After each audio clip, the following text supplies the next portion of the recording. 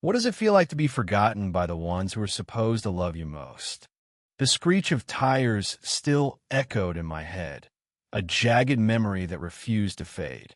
I was 16, barely a month into my driver's license, when the world flipped upside down. One moment, I was singing along to some overplayed pop song. The next, my car was spinning, glass shattering, metal crumpling like paper. The other driver, a guy in his 20s, distracted by his phone, had run a red light and slammed into me.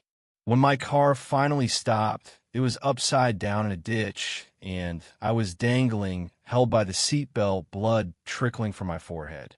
My phone was somewhere in the wreckage, unreachable. I was alone. The first hour was chaos. I screamed until my throat burned, hoping someone would hear.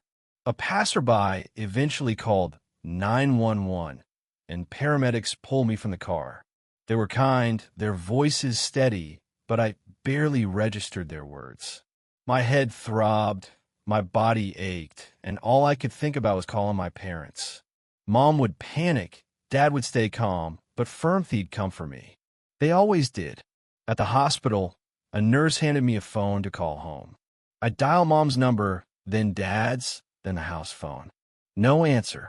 I left voicemails, my voice shaking, explaining the crash, the hospital begging them to come. I tried texting, too, my fingers fumbling on the borrowed phone. Nothing. Hour 2 crept by. The hospital room was sterile, the fluorescent lights too bright. I sat on the edge of the bed, a bandage on my forehead, my arm in a sling. The doctor said I was lucky, bruises, a mild concussion, a sprained shoulder, but nothing permanent. Lucky. The word felt hollow. Where were they? I pictured Mom in the kitchen, fussing over dinner, or Dad in his office, glued to his laptop. Maybe they were out. Maybe their phones were off. I tried calling again. Voicemail. I stared at the clock, the seconds ticking like a heartbeat. They'd come soon. They had to. By hour 3, doubt crept in, cold and heavy. I'd always been the good kid, straight A's, never in trouble, the one who didn't need watching. My older sister, Mia, was the wild one, always sneaking out, always testing Mom and Dad's patience. Maybe that's why they hadn't checked their phones. Maybe they assumed I was fine, always fine. But I wasn't fine. I was scared, alone, my body aching and my mind replaying the crash on a loop. The nurse, a woman with kind eyes and a tired smile, checked on me. "Still no word?" she asked. I shook my head, tears burning. She squeezed my hand. "They'll come, sweetheart." Hour 4 was when the anger started. I stopped calling, stopped texting. I just sat there, staring at the pale green curtain separating my bed from the next. What could possibly be more important than this? Than me?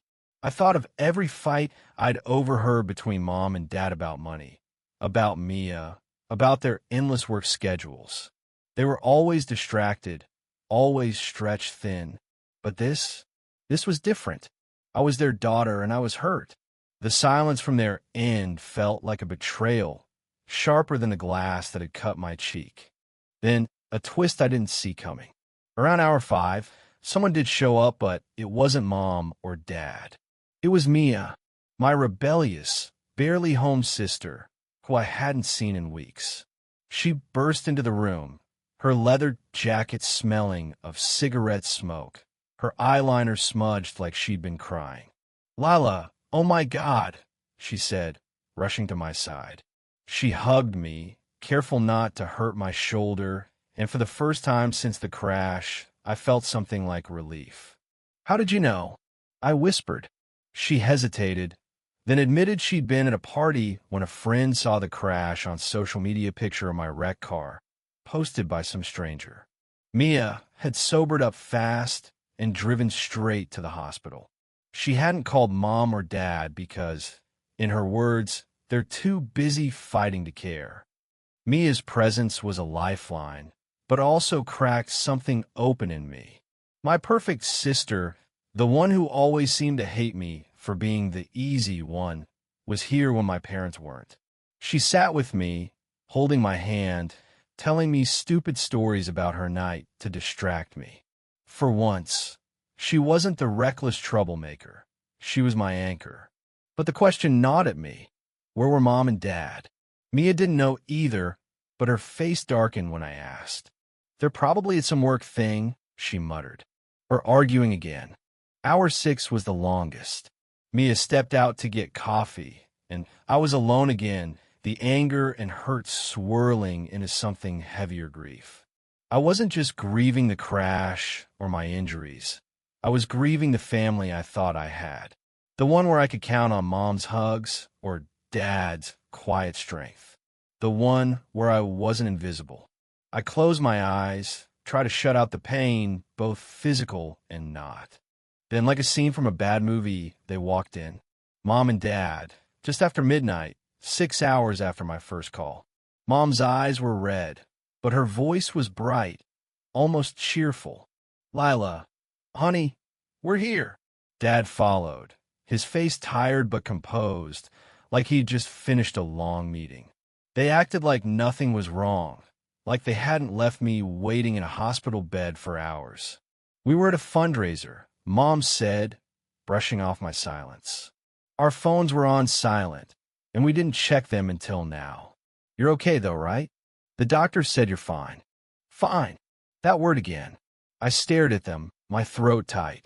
Mia, who'd come back with her coffee, stood frozen in the doorway, her jaw clenched. I wanted to scream, to ask why they hadn't cared enough to check their phones, why it took a stranger's post on social media to bring my sister here, but not them. But I didn't. I just nodded because that's what I always did. I was the good kid. The ride home was quiet. Mom and Dad talked about the fundraiser, about how important it was for Dad's job. Mia sat next to me in the back seat, her hand on mine, her silence louder than their excuses. At home, I went to my room, closed the door, and cried. Not because of the crash, but because I'd seen the truth. I was invisible to them, a background character in their chaotic lives. Days later, Mia was the one who checked on me, who brought me ice packs and made sure I took my meds. She never mentioned Mom and Dad's absence again, but I could see it in her eyes. She'd known this version of them longer than I had. One night, she sat on my bed and said, "You don't have to be perfect for them, Lila. You don't have to be anything." It was the first time I realized she didn't hate, envied me, or maybe pitted me, for trying so hard to be what they wanted. The crash didn't just break my car, it broke my illusions.